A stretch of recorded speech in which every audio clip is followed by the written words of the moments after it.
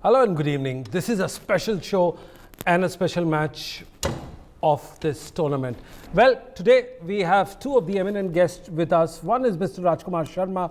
Without further delay, we will go straight on to Mr. Sharma and ask him. Mr. Sharma, this is Quinton de Kock special. What do you have to say about that? He's breaking all the records. You said it all, Sunil. I mean, he's in just a marvelous form. The way he's batting, he's just dominating. He's hitting at will and he's showing his class. And from the beginning of this tournament, he has shown that what quality batsman he is. And he has really just dominated every bowling. And so he did the same today with the New Zealand bowlers. Absolutely. Well, for our viewers, this is a special program on NewsX brought to you by 1xBet. The 32nd match of the World Cup 2023 is being played between South Africa and New Zealand at the Maharashtra's Cricket Association Stadium, MCA, in Pune. New Zealand won the toss and chose to bowl first. Sir, it seems like that it backfired on New Zealand big time. What do you have to say about that, sir? In a way, Sunil, they were right. They had a strategy that we can chase, we can chase down a big score even. But they must not have thought that South Africa will go on to make such a big score. And moreover, they were concerned about their spinners that they won't be able to bowl in the night because of the dew factor. So that is why they, opted to bowl first. And somehow the way South Africans have dominated. So I think somehow you are right to say that it has backfired. Absolutely. Tasmin, what's the latest update before? And then we go on to our famous guest in the house, David Brooks, joining us from London. Yeah, good evening to you all. South Africa doing what they've been doing all World Cup, just asserting dominance early up and just showing. Obviously, they started a bit slow today. They're currently sitting on 308 for the loss of 2 wickets, and they still have 4 overs to go. So definitely about 238, 250 on the board for them, I'd reckon. Oh my God, this is going to go to the wire and to the cleaners. David, if you can hear us, please come in and just talk about the brilliance of this man called Quinton de Kock. He's actually got 3 more records right now. In fact, as we speak, he's scored the most runs by a wicketkeeper in a single World Cup. He scored 545 and it's still counting. Of course, the earlier was 2015 was Kumara Sangakkara with 541 and 465 in the 2011 World Cup. This seems to be a long way from Sangakkara's record. Your views? Well, to be in Sangakkara's company is in anyone's books is a great achievement, and what's been clear about Quinton de Kock in this World Cup is his absolute clarity of mind. He's very focused. It hasn't always been the case in recent years. He's had an on-off relationship with South African cricket. One remembers the Black Lives Matter taking the knee, which he wasn't comfortable with. He was then, it stood down from international cricket for a while. It's wonderful to see him back. And in this form, we've always known he's capable of this sort of batting. But to put the string of consistent performances together with those stats that you've mentioned. By the way, I think New Zealand have really played into South Africa's hands here. They won the toss. Yes. And if given South Africa first go, South Africa love to put their runs on the board. We know they may be fallible when chasing, although we haven't had that tested in this World Cup. I think New Zealand made a huge mistake there. And now they're struggling to complete their overs, as Tasnin said. I mean, Jimmy Neeson's gone for 51 in his 5th over, and he's got to bowl another one after this. Matt Henry's off the field with an injury. They're actually having to hide their substitute fielder. The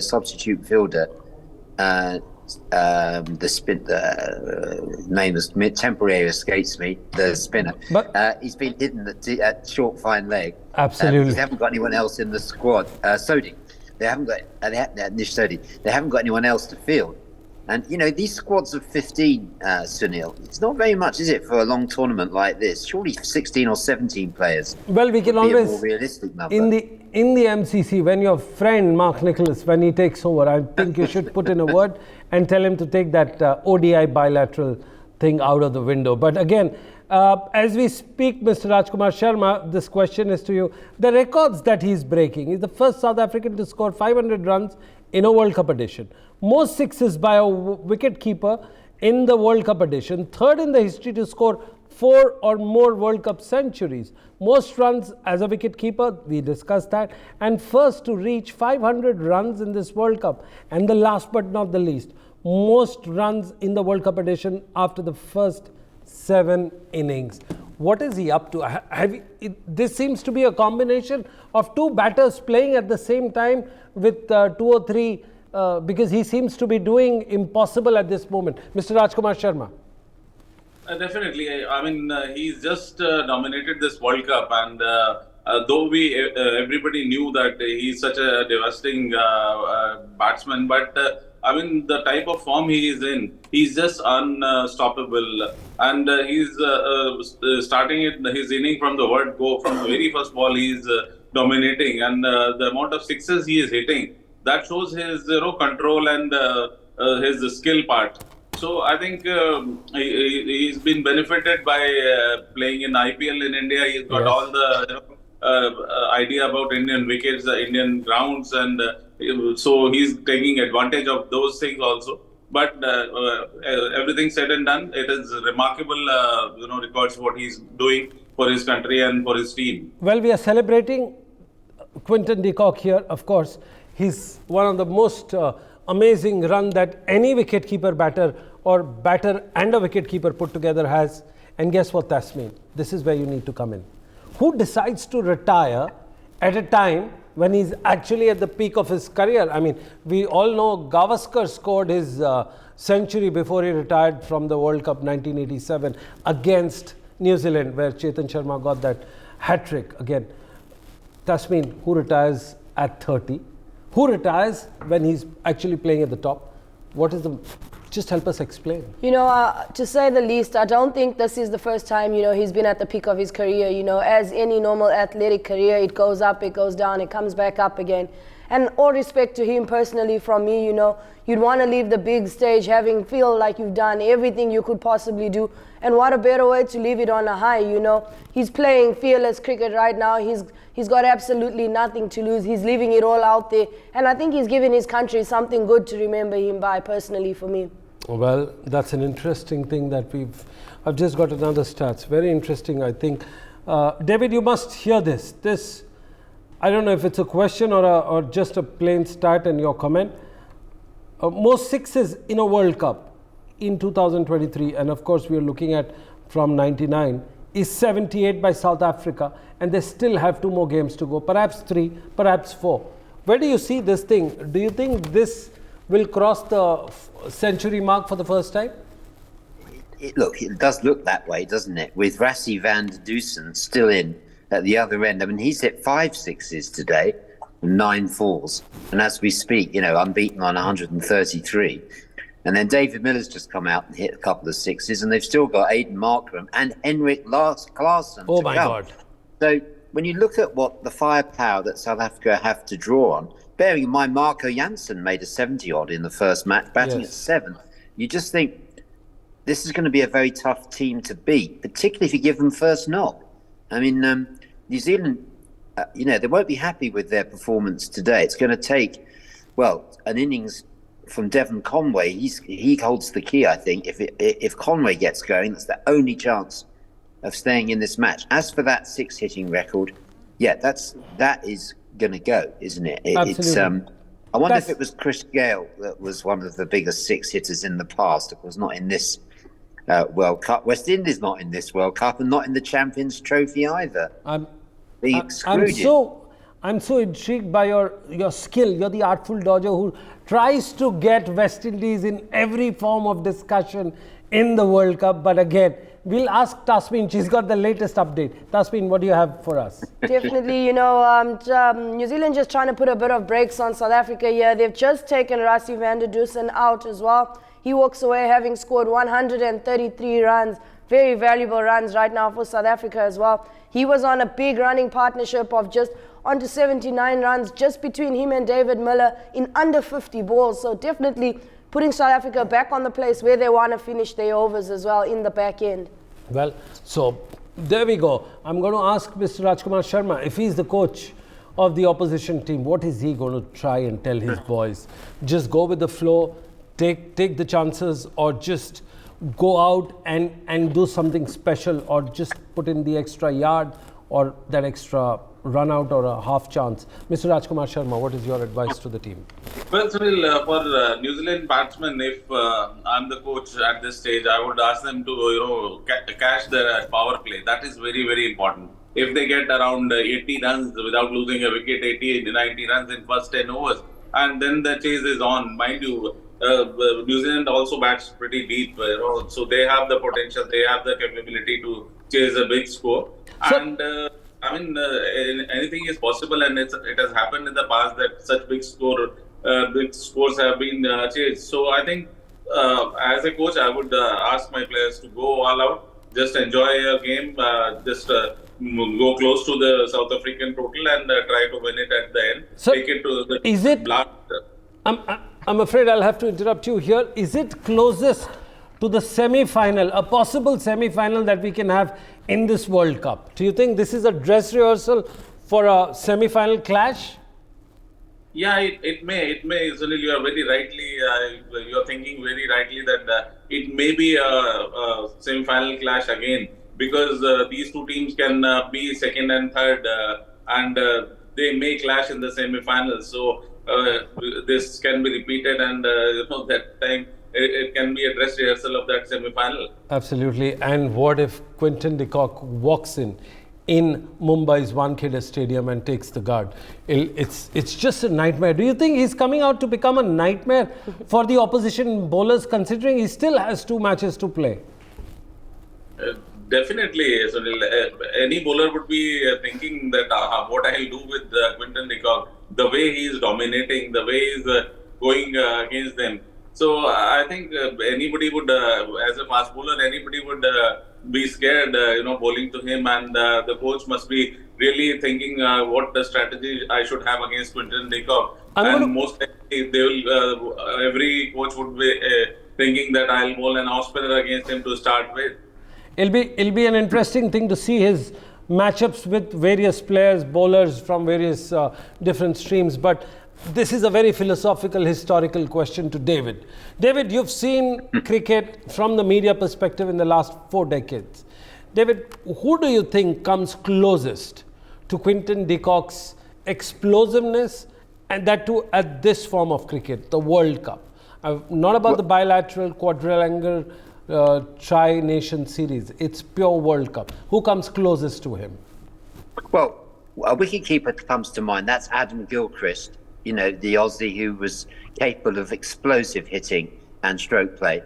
But you have to, I make no apologies for sneaking West Indies back in. They may not be in this World Cup, but they still are entitled to a voice on the world stage. Christopher Henry Gale, he's capable of this sort of stroke play, and wouldn't have made the West Indies World Cup team this time. But in past World Cups, he's lit up at the tournament with his sort of hitting. Incidentally, England have lost a player to early retirement as well. So I don't know whether you saw David Willey has announced his retirement from international cricket. Is it a case of the rats leaving the sinking ship, or is it a response to the absurd timing of the announcement of English central contracts? By the way, he didn't make it to the contract. He didn't make it to the contract. Yeah, exactly. So what's he got to play for? He's showing his feelings by calling time on his career. And he's one of the better performers in the England team. What a mess England have got themselves in. You've got to tell us why there is a mess. You're an Englishman based out of London. You carry the MCC tie, and you're in that privileged group of boys who often critique on it. So just tell us, what is the problem? I mean, we are sidestepping from the great innings, but truth be told, and does Emperor have clothes? England have had terrible preparation. We've pinpointed this, Sunil. You and I were onto this right at the start. We said the preparation was poor. The 50-over tournament in England was neglected by top players, many of whom haven't played a game of more than 20 overs in the past year. I mean, Jason Roy didn't make the team. He actually, left to go to play for the Los Angeles Cowboys. So many of them are adopting a T20 mindset. The leadership is poor as well, with Michael Mott and Joss Butler.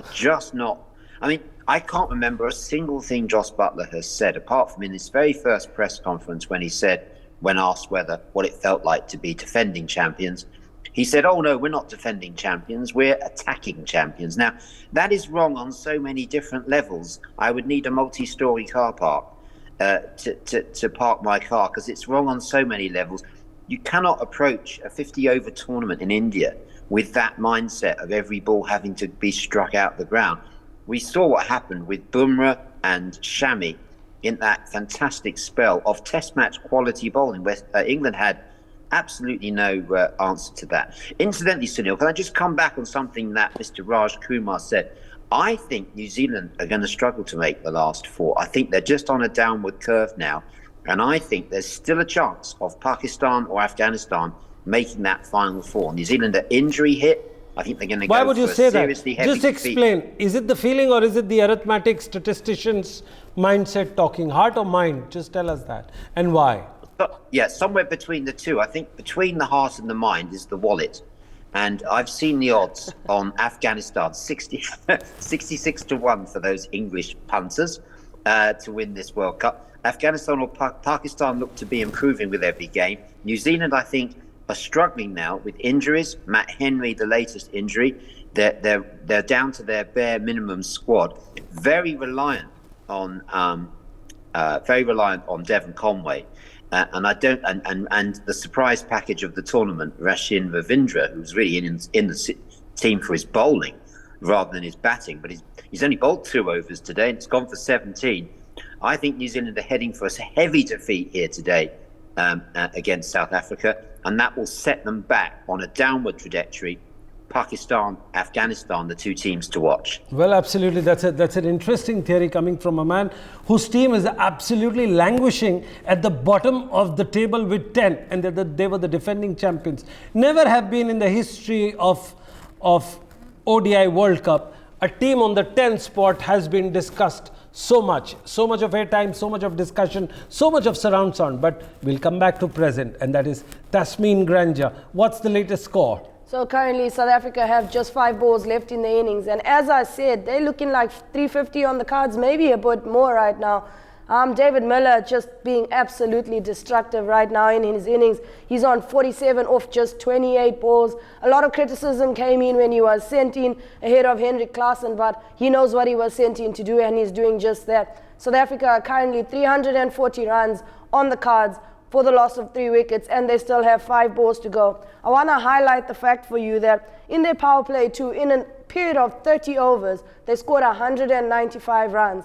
It's been almost a complete 10 overs, and they are currently sitting on a total of at least 117 runs coming off just these 9-point-something odd totals. I would like to go on to Mr. Rajkumar Sharma. Sir, we discussed this in the afternoon session, asking and saying that this is where South Africa is the most destructive team in the history of ODI cricket. Forget the World Cup, forget the T20, forget the bilaterals. In this series, they've got over 10 runs and they've maintained that. 10 runs, and they've been consistently scoring at that 100 runs in last 9 overs. Would you subscribe to this theory that this is the modern day cricket ODI template for the last 10 overs? Your view, sir? Yeah, you know, Sunil, they have got very good players for the death overs, and with the wickets in hand, they have got Miller, Klaasen. They are sort of players who can, take more than 10 in last 10 overs, and that is what they have been doing consistently. It is their role for both of them to encash the last 10 overs, and they have done it reasonably well in all the matches till now. And just now we see that Klaasen is still not there, and Miller is taking on the charge. So it is a very, very dangerous side in the death overs, and it's very, very difficult to control such hard hitting and clean hitting players. Hard and clean hitting. This is coming as a nice combo for South Africans. Sir, as an Indian coach, as someone who's coached perhaps the greatest ODI player in the history of Indian cricket, sir, are you worried? Should India be worried with the way South Africans have been rewriting the template, because they've been one step ahead of their opponents every time. Mind you, this is the same New Zealand that hasn't lost many matches and they are on the upswing. Your view, sir? India should not be afraid, but if India plays to their potential, I mean, we have got capability. We have got bowlers like Bumrah and Shami who won't let Miller and Klaasen to hit them out of the ground every time whenever they want. We have the class of Kuldeep Yadav, Ravindra Jadeja. They are not easy bowlers to be hit, you know. So India will have to play to their potential, give their 100%. So I think, moreover, South Africa always has that tag of, shouldn't say, but chokers. So I think. So you love this thing. I'm glad that there is no South African in our discussion room, but we've got someone very closer to that. Is a Zimbabwean player playing for 15 years. That's been the choker tag should be kept away, or is it still continuity and present continuous? Yeah, you know, I believe it's what people will always hold him to at the end of the day. There's nothing they can possibly do for it as a team, but besides prove people wrong. And that's the joy of this game, you know. We've proven, this World Cup has proven anything at all, is that what's in the records is in the records. What's happened in the past and history may not entirely play relevance to what's currently going on. As we speak, 50 for Miller in last 29 deliveries. What's the latest do we have? Is there a conclusive score? One ball still left to go, but South Africa are now on 351, and they have just lost a wicket. Miller has just gone for 53 runs, having scored 2 4s and 4 6s in that innings, just off 30 balls. Well, we'll leave the chokers discussion at a later stage and come back to it with perhaps more representation from Proteas former players or current journalists. Well, that's all we had time for. I thank all my guests in the studio joining us from Zoom and from the other side of the Atlantic. David Brooks, thank you very much. Rajkumar Sharma and Tasmin Granjan. That's all we had time for. Keep watching NewsX. For more such videos, subscribe to the NewsX YouTube channel, hit the bell icon.